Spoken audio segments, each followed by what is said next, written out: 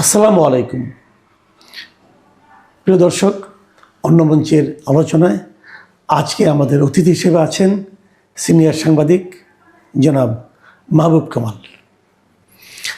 জনাব মাহবুব কামাল, আপনাকে আমাদের অনুষ্ঠানে স্বাগত জানাচ্ছি।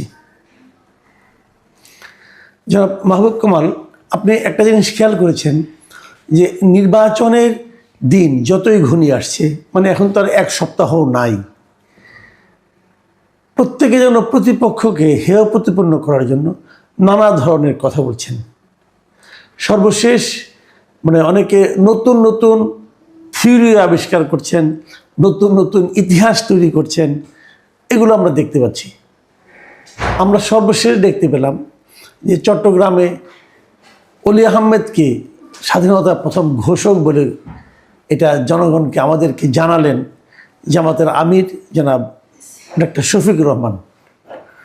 এখন আমার কথা হলো যে অলি আহমেদ স্বাধীনতা যুদ্ধে অবশ্যই ওনার একটা ভূমিকা ছিল। এখন তার যে ভূমিকাই থাকুক না কেন, সেটাকে আমরা যতই সমালোচনা করি না কেন, সেটাকে আমরা অস্বীকার করতে পারবো না। কিন্তু জিয়াউর রহমানের আগে অলি আহমেদই স্বাধীনতা ঘোষণা করেছেন। এই যে কথাগুলো, এই যে বয়ান তৈরি করা হচ্ছে, এবং সেটা তৈরি করছেন কে?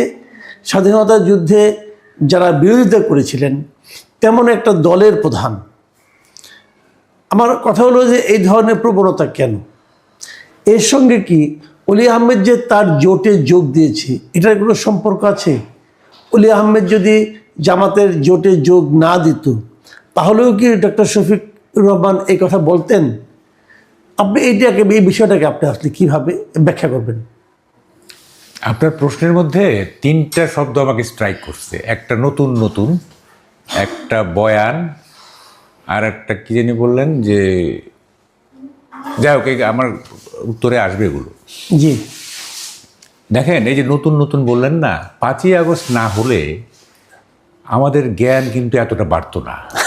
আমরা যে এত শিক্ষিত হলাম 5ই আগস্ট, এই জন্য জুলাই যোদ্ধাদের প্রতি আমি অকৃত্রিম ভালোবাসা জানাচ্ছি। এত শিক্ষা আমরা পেলাম আর কি। আপনি কখনো বিড়ালের লেজ ধরে হাঁটছেন? হাঁটেন নাই। একবার হেঁটে দেখবেন, যে শিক্ষা আপনি পাবেন, অন্য কোনোভাবে আপনি এই শিক্ষা পাবেন না। তাহলে বিড়ালের লেজটা ধরে আপনি হাঁটতে থাকবেন, আচ্ছা, দেখবেন বিড়াল কি করে, এবং এই শিক্ষা আপনি কোথাও পাবেন। তো আমরা 5ই আগস্টের পরে এরকম শিক্ষা পাইছি আর কি। কত রকম শিক্ষা। দেখেন, আপনি বললেন যে বয়ান না, আমরা যে যুগটা এখন বাস করতেছি এটা হচ্ছে পোস্ট ট্রুথ এরা, সত্য পরবর্তী যুগ। এই যুগে কি হবে, এই কথাগুলো জর্জ অরওয়েল তার 1984 বইতে বিস্তারিত বলে গেছেন। এটা বিখ্যাত বই, 1984। এটা সরিয়ে রাখি। পোস্ট ট্রুথ এরা, এই যে যুগটা না, এই যুগটার কতগুলি লক্ষণ আছে। সেটা কি? একটা হচ্ছে, এই যুগে মিথ্যা বলতে কিছু নাই। এই যুগে হচ্ছে যেটা মিথ্যা বলছে কেউ, সেটা হচ্ছে অল্টারনেটিভ ট্রুথ, বিকল্প সত্য। আপনি যেটাকে বলছেন মিথ্যা, আমি সেটাকে বলতেছি এটা মিথ্যা না, এটা অল্টারনেটিভ ট্রুথ। অর্থাৎ অলি আহমেদের যে ঘোষণাটা, আপনি বলতেছেন এটা মিথ্যা, আমি বলতেছি এটা অল্টারনেটিভ ট্রুথ, এটা বিকল্প সত্য। আচ্ছা, এই যুগে হচ্ছে কি, দেখেন, সত্য এবং মিথ্যার মধ্যে যে ডিমার্কেশন লাইন আছে না, এইটা নাই, এটা একাকার হয়ে গেছে। এবং আরেকটা হলো কি, যে আপনি সত্য হয়ে গেছে সেকেন্ডারি, বয়ান হয়ে গেছে প্রাইমারি, ন্যারেটিভ হয়েছে প্রাইমারি। আপনি যে ন্যারেটিভ দিবেন, এই ন্যারেটিভ সারা বাংলাদেশে ইকো হইতে থাকবে, দলীয় কর্মী সমর্থকদের মধ্যে ইকো হইতে থাকবে। এই ন্যারেটিভ ইকো হইতে হইতে হইতে হইতে এইটাই হয়ে যাবে প্রাইমারি। আর যে ট্রুথ, যেটা সত্য, যেটা এইটা চাপা পড়ে যাবে। ঠিক আছে? এবং মিথ্যার একটা বিরাট শক্তি আছে, আপনি জানেন। সত্যবাবু প্যান্টের জিপার লাগাতে লাগাতে মিথ্যা অর্ধেক পৃথিবী ঘুরে আসবে। মিথ্যা এত দ্রুত গতিতে ছড়ায় আর কি। আপনি প্যান্টের জিপার লাগাচ্ছেন, রেডি হচ্ছেন যে স্টার্ট করবেন, মিথ্যা এদিক দিয়ে সারা অর্ধেক পৃথিবী ঘুরে আসতেছে। এই হচ্ছে মিথ্যার শক্তি।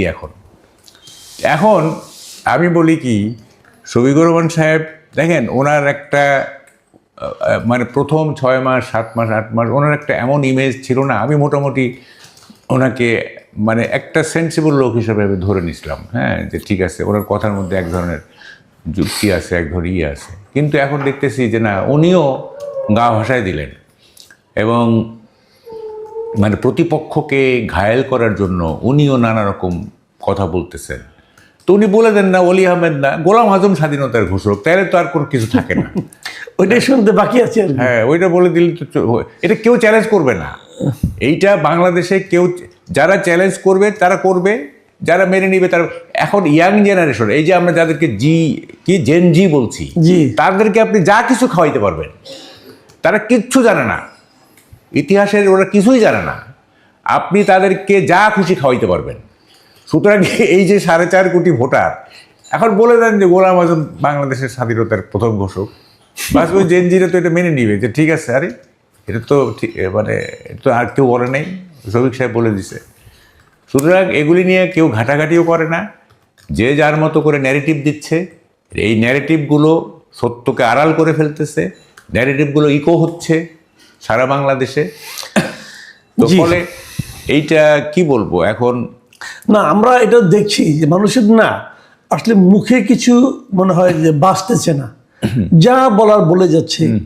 এটা নিয়ে এর মাধ্যমে, বলার মাধ্যমে কাকে অপমান করা হচ্ছে, অথবা কে অপমানিত বোধ করছে, অথবা কে ইতিহাসটাকে নতুনভাবে দেখছে, অথবা নতুন ইতিহাসই তৈরি করা হচ্ছে। এই যে বিষয়গুলো হচ্ছে, এগুলোতে কারো কোনো তোয়াক্কা নাই। না না না, এবং কে কি বললো, কেন বললো, এর মাধ্যমে কি পুরো জাতিকে অপমান। আপনি দেখেন আমাদের যে অন্তর্বর্তীকালীন সরকার, সেই সরকারের যিনি প্রধান ডক্টর মোহাম্মদ ইউনূস, উনি অবলীলায় একটা প্রকাশ্য অনুষ্ঠানে বলে দিলেন যে এই দেশটা জালিয়াতির কারখানায় পরিণত হয়েছে। পুরো জাতিকে উনি জালিয়াত বানিয়ে দিলেন। তো এই জিনিসটা মানে ওনার এই কথা, জালিয়াত পৃথিবীর কোন দেশে নাই, তাই বলে পুরো জাতিকে আপনি জালিয়াত বলে দিবেন, পুরো জাতিকে আপনি, পুরো দেশকে আপনি জালিয়াতির কারখানা বানাবেন। এবং উনি যখন এটা বলবেন তখন এটা সারা দুনিয়ার কাছে কি মেসেজ নিয়ে যাচ্ছে, সারা দুনিয়ার মানুষ কি বলবে যে সরকার প্রধান যখন বলে যে তার দেশটা জালিয়াতির কারখানা, তখন তারা কি বলবে। অথচ উনি কিন্তু বলেছিলেন আমরা বিদেশ যাব না, দুনিয়া বিশ্ব আমাদের কাছে আসবে। তো এই যে ডক্টর ইউনূসের যে এই কথাগুলো, এটাকে আপনি আসলে কিভাবে মূল্যায়ন করেন? আপনি তো অর্ধেক বলে দিলেন, বাকি অর্ধেক আমার জন্য রাখছেন। যাই হোক, আপনি বাকি অর্ধেক বলেন। বলি শুনেন। দেখেন এই যে বললেন না যে জালিয়াত, মানে জালিয়াতের কারখানা, সবাই কি জালিয়াত? আমি একটা উদাহরণ দিব, আমি শত শত উদাহরণ দিতে পারি, একটা উদাহরণ দিব, সেটা আমাদের সম্প্রদায়ভুক্ত, আপনার আমার সম্প্রদায়ভুক্ত। তিনি হলেন আমানুল্লাহ সাহেব, বিডি হাবিবুল্লাহর ছেলে। আচ্ছা।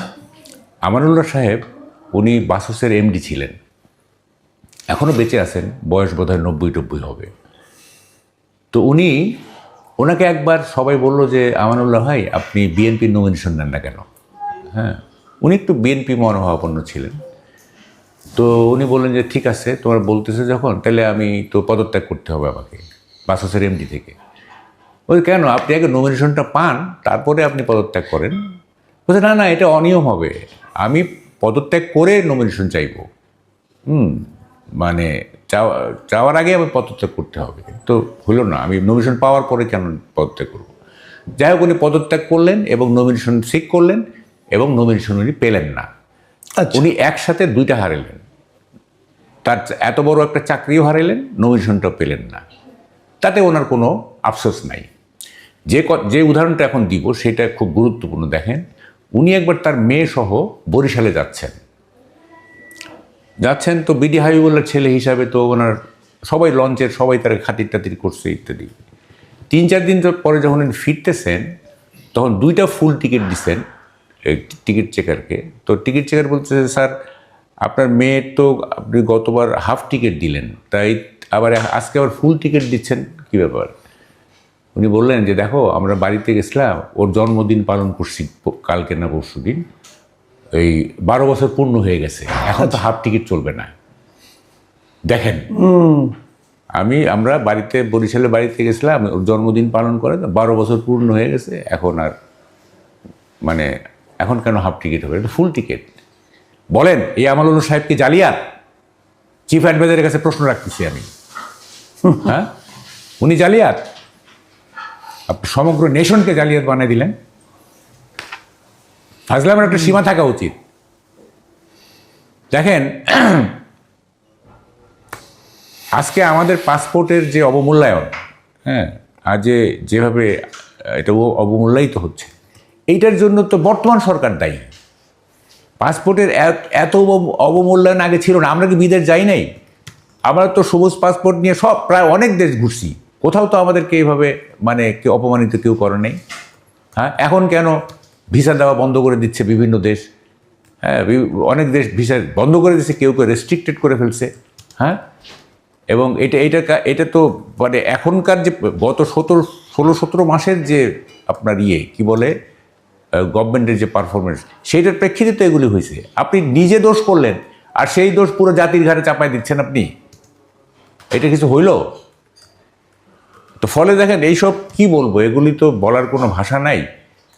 এই 3 মাস আগে উনি ওই যে পার্লামেন্টের সংসদ ভবনের ওই যে পাশে যে বক্তৃতা করলেন, সেখানে উনি বললেন যে সারা পৃথিবী আমাদের কাছে আসবে, আমরা বিশ্বস্ত, আমরা বিশ্বস্ত কীভাবে জালিয়াত হয়ে গেল 3 মাসের মধ্যে? আমার বুঝান তো। 3 মাসের মধ্যে বিশ্বস্ত, উনি এক্স্যাক্টলি বিশ্বস্ত শব্দটা ব্যবহার করছেন। বিশ্বস্ত কিভাবে 3 মাসের মধ্যে জালিয়াত হয়? আমাকে এই এই এই এই প্রক্রিয়াটা আবার বুঝান। হ্যাঁ, তার মানে হচ্ছে মানে উনি যখন যেখানে যেটা বললে মানে মানুষ খাবে, মানে চটকদার কথা, হ্যাঁ, ডেলিশাস ফুড উনি সরবরাহ করেন, সুস্বাদু খাবার, হ্যাঁ, এগুলি, এবং ওই মুহূর্তে উনি তার অডিয়েন্সকে একটা মানে কি বলে চটকদার কথা বলে উনি মুগ্ধ করার চেষ্টা করেন। এবং এটার কনসিকুয়েন্স কী হবে এটা কখনোই উনি ভাবেন না, এটা ফলাফল কী হবে। হ্যাঁ, তো এইভাবে মানে কি বলবো। এখন দেখেন এই যে উনি যে আমাদেরকে জালিয়াত বললেন, এখন কি হবে? আমরা তো আরও অবমূল্যায়িত হব। এখন তো মোটামুটি একটা ছিল আর কি, সরকার প্রধান বলে দিচ্ছে জালিয়াত, তাহলে এখন কি হবে? এখন তো সবাই বলবে যে তোমাদের government, head of the government তোমাদের জালিয়াত বলতেছে। হ্যাঁ, তাইলে কি দাঁড়ালো? আমাদের শ্রমবাজার সংকুচিত হয়ে যাবে একদম। হ্যাঁ, আমাদের বিদেশে যাওয়ার যে এই যে ছাত্রছাত্রীরা যে এই যে বিভিন্ন বিশ্ববিদ্যালয়ে ভর্তি হইতে যায় বিভিন্ন দেশে, হ্যাঁ, তো জালিয়াতদেরকে কেন তারা এখন তো বাংলাদেশের কোনো মানে সার্টিফিকেট, মানে ধরেন ইনস্টিটিউশনাল সার্টিফিকেট আছে না, যে আপনি এই স্কলারশিপের জন্য বা হায়ার এডুকেশনের জন্য সার্টিফিকেট, এই সার্টিফিকেট কোনো মূল্য থাকবে না। তো নকল করে পাস করছো তোমরা, জালিয়াত। নকল করো তো জালিয়াতি। মানে উনি আসলে জাতিটাকে একটা চ্যালেঞ্জের মুখে ফেললো। শ্রমবাজার সংকুচিত হবে, আমাদের শিক্ষার বাজার সংকুচিত, মানে বাইরের শিক্ষা সংকুচিত হয়ে যাবে, আমাদের সব কিছু সংকুচিত হয়ে যাবে। আচ্ছা, আমি মানে এখন আর বড় প্রশ্ন করবো না। এখন প্রশ্নের মধ্যে যদি অর্ধেক উত্তর থাকে তাহলে তো দর্শক একটু বিরক্ত হতে পারে। না, ঠিক আছে। আমি এখন একদম ছোট প্রশ্ন করছি। বলেন। ডক্টর শফিকুর রহমানের একটা টুইট হ্যান্ডেল, মানে জামাতের আমিরের একটা টুইট হ্যান্ডেল নিয়ে আলোচনা হচ্ছে, এবং সেখানে নারীদেরকে মানে প্রস্টিটিউট হিসাবে আখ্যায়িত করা হয়েছে। এটা নিয়ে অনেক বিতর্ক। এটা নিয়ে আর বিস্তারিত কিছু বলতে চাই না, এটা নিয়ে আপনার মন্তব্যটাকে শুনতে চাই। শোনেন, তার এটা হ্যাক্ট হয়েছে কি হ্যাক্ট হয় নাই, এটা আমার কাছে গুরুত্বপূর্ণ না। আমার কাছে গুরুত্বপূর্ণ হলো হ্যাক্ট হওয়ার পরে এই যে শব্দটা ব্যবহার করা হয়েছে, প্রস্টিটিউশন ইত্যাদি, যে ব্যবহার করছে সে এইটা বুঝে এটা ব্যবহার করছে যে এইটা বললে মানুষ বিশ্বাস করবে। ঠিক আছে, যদি এইটা তারেক রহমানের মানে এক্সহ্যান্ডেল হ্যাক্ট হইতো, তাহলে কিন্তু এগুলো এইভাবে হইতো না, এটা অন্য কথা বলতে হইতো, যেইটা তারেক রহমানের ক্ষেত্রে বিশ্বাসযোগ্য হইতো। দেখেন, আমার বা আপনার যদি মানে ভেরিফাইড পেজ যদি আপনার হ্যাক্ট হয়, তাহলে কিন্তু এমন কথা বলবে যে কথাটা আপনার ক্ষেত্রে প্রযোজ্য হইতে পারে, আমার ক্ষেত্রে মানে ওটা কি বলে উদ্ভট কিছু কিন্তু বলবে না। তাইলে যে করছে এটা, সে মনে করছে যে এইটা করলে মানুষ বিশ্বাস করলেও করতে পারে। ঠিক আছে, এটা আপনার আমার ক্ষেত্রে এটা করবে না কিন্তু। হ্যাঁ, আমার ক্ষেত্রে আপনার আমার ক্ষেত্রে অন্য কিছু বলবে। যেমন আমি বলি, এটা আপনার এখানে একদিন বলছিলাম, জাপানের এক প্রাইম মিনিস্টার বিরুদ্ধে আপনার দুর্নীতির অভিযোগ উঠল, তো উনি রিজাইন করলেন। তো বন্ধু বান্ধবরা বললো যে আপনি রিজাইন করছেন, এটা প্রমাণ হয় নাই যে আপনি দুর্নীতি করছেন। বলে দেখো, আমি দুর্নীতি করতে পারি এরকম একটা পারসেপশন তৈরি হয়েছে, সুতরাং আমার থাকা চলবে না। করছি কি করছি না সেটা পরের ব্যাপার। রাইট। তো এখন একটা পারসেপশন আছে যে জামাতে ইসলাম নারীদেরকে এইভাবে দেখে, ঠিক আছে, একটা পারসেপশন আছে। সো ওই পারসেপশন অনুযায়ী কিন্তু এই যে এই মানে হ্যাক হওয়ার পরে এটা বলা হয়েছে আর কি, ঠিক আছে। তার মানে দেখেন এইটা ব্যাপারটা হচ্ছে যে এই ধারণা মানুষের মধ্যে আছে যে জামাতের আমির এটা বললেও বলতে পারেন, জি। তা না হলে এটা কেন লিখবে, তাই না? উদ্ভট কিছু তো লিখতে মানে উনি লেখেন নাই, তাই না? তো এইটা হচ্ছে একটা ব্যাপার। 2 নম্বর কথা হচ্ছে যে দেখেন, নারীদের মানে প্রস্টিটিউট বলা হয়েছে কি না সেইটা পরের ব্যাপার। হ্যাঁ, ধরেন যে প্রস্টিটিউট বলা হয় নাই, উনি বলেন নাই, বা এটা ধরেন যে হ্যাক হইতেও পারে। এমন হইতে পারে যে ধরেন যে শফিকুর রহমান সাহেবের যে প্রেস টিম আছে তাদের মধ্য থেকে কেউ এটা করতে পারে। হ্যাঁ, আমরা শুনতেছি যে প্রেস টিমে নাকি নতুন পরিবর্তন হচ্ছে, নাকি নতুন প্রেস টিম হচ্ছে। হ্যাঁ, হ্যাক হইতে পারে। যদিও হ্যাক হলে একটা তো আসে, আপনার নোটিফিকেশন আসে, হ্যাঁ, যে কেউ লগ ইন করতেছে ইত্যাদি, সেই নোটিফিকেশন তারা দেখাতে পারে না। যাই হোক, হ্যাক হয়েছে কি না এটা বড় ব্যাপার না। আমার কথা হচ্ছে যে নারীদের জামাত কিভাবে দেখে, সেইটা হচ্ছে বড় ব্যাপার। সেটা হচ্ছে যে দেখেন, হ্যাঁ, এর 2 দিন আগে তো তারা আল জাজিরার কাছে উনি একটা ইন্টারভিউ দিয়েছিলেন, সেই ইন্টারভিউ তো নারী প্রসঙ্গ এসেছিল, এবং সেখানে নারী প্রসঙ্গ উঠলে উনি যে কথাগুলি বলেছিলেন সেই কথাগুলোর আলোকেও কিন্তু মানুষ মনে করতে পারে এই ধরনের কথা উনি বলতে পারেন। হ্যাঁ, সেটাই তো আমি বলতেছি, যে এইটা যে এটা হ্যাক হওয়ার পরে যেটা লেখা হয়েছে সেইটা বুঝেই লেখা হয়েছে যে এইটা বিশ্বাস করতে পারে মানুষ। আচ্ছা দেখেন, নারীদের যে ব্যাপারটা না, এই জিনিসগুলো ক্লিয়ার করা উচিত। জামাতে ইসলামকে মানুষ কেন ভোট দিবে? আমি বলি, জামাতে ইসলাম 3টা জিনিস যদি ক্লিয়ার করে না, তোদের ভোট বাড়বে। আমি বলে দিলাম জামাতের নেত্রী। একটা হচ্ছে নারীদের ব্যাপারে ক্লিয়ার করতে হবে যে নারীদের এইভাবে মানে অবদমন করা যাবে না। হ্যাঁ, তাদের উন্নয়ন প্রক্রিয়ায় তাদেরকে অংশীদার করতে হবে। 2 নম্বর হচ্ছে আপনার ওটার কি বলে যে শরিয়া আইনের ব্যাপারে স্পষ্ট করতে হবে। জি। আর 3 নম্বর হচ্ছে 71-এর ব্যাপারে বলতে হবে যে আমাদের পূর্বপুরুষরা কি করছে এটা দায় আমাদের না, তাদের পক্ষ হয়ে আমরা ক্ষমা চাচ্ছি জাতির কাছে। বাস, তাদের অনেক ভোট বাড়বে। তারা কেন উল্টো পথে হাঁটতেছে আমি বুঝলাম না। হ্যাঁ, তারা যদি নির্বাচনে কম্পিট করতেই চায়, এইসব না, এগুলি তো ভোট কমবে। ভোট বাড়াইতে গেলে এই 3টা জিনিস করতে হবে, যে নারীদেরকে আমরা উন্নয়ন প্রক্রিয়ায় অংশগ্রহণ করাবো, ঠিক আছে, নারীদের মর্যাদা থাকবে, তারা কাজ করবে, সব জায়গায় থাকবে, তাদের ওইরকম অবদমন করা হবে না। 2 নম্বর হচ্ছে যে আপনি শরিয়া আইনের ব্যাপারে বলবে যে না, শরিয়া আমরা আধুনিক যুগের আইনের সাথে করব। হ্যাঁ, ধর্মের কিছু ব্যাপার আছে, সেগুলো থাকতেই পারে, যেহেতু এটা মুসলমান প্রধান, ইসলাম প্রধান দেশ। আর একটা হচ্ছে 71-এর স্টেট কার্ড।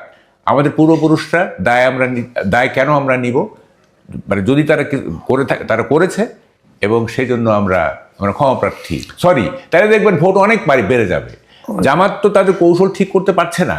হ্যাঁ, এটা মানে আমি যদি জামাতের আমির হইতাম। আপনি জামাতকে ভালো একটা পরামর্শ দিলেন। হ্যাঁ, এরকম কোনো পরামর্শ আপনার কি বিএনপির জন্য আছে নাকি? এটা আরেকদিন হবে। আচ্ছা, ঠিক আছে, নির্বাচনের আগেই তাহলে বিএনপির জন্য কিছু পরামর্শ দিন, তাহলে বিএনপি ভাববে আপনি জামাতকে হেল্প করছেন। না, এবার এইটা তো আমি কেন বললাম, এইটা তো আমাদের প্রয়োজন এগুলো, তাই না? আমি তো এইটা মানে জামাত জিতুক তো এটা আমি চাচ্ছি না। আমি বলতেছি যে এটা পাবলিক ডিসাইড করবে কে ক্ষমতায় আসবে। আচ্ছা, আমরা এবার জামাত বিএনপির বাইরে গিয়ে একটু সরকারের বিষয় নিয়ে একটু কথা বলতে চাই। এটা আমাদের শেষ প্রসঙ্গ, আপনি ছোট করেও বলতে পারেন, আপনার ইচ্ছা। সেটা হলো গণভোট ইস্যু নিয়ে নানা ধরনের বিতর্ক হচ্ছে। গণভোটের পক্ষে সরকারের প্রচারণা ঠিক কি বেঠিক, এটা নিয়ে নির্বাচন কমিশনও নানা কথা বলছেন। যে অপরাধ হয়ে গেছে সে অপরাধের সাজা হবে কিনা সেটা নিয়ে আলোচনা হচ্ছে। আবার কেউ এমনও বলছেন যে নির্বাচন কমিশন যদি আসলেই স্বাধীন হয়ে থাকে, তাহলে নির্বাচন কমিশনের এখন উচিত হবে গণভোট নিয়ে যা স্ক্যান্ডাল হয়েছে যাবৎকালে, গণভোটটাকেই বন্ধ করে দেওয়া উচিত। যে এই ধরনের অনেক কথাই হচ্ছে। গণভোট বিতর্ক নিয়ে আপনার মতামত শুনতে চাই। আচ্ছা, আপনি তো এটা একটু বলি, আপনি তো বললেন যে বিএনপির প্রতি আপনার কোনো সাজেশন আছে কিনা। হ্যাঁ, সাজেশন আছে। সাজেশন আছে, সেটা হচ্ছে আপনার ওয়াক ওভার দিয়ে দেন। আপনারা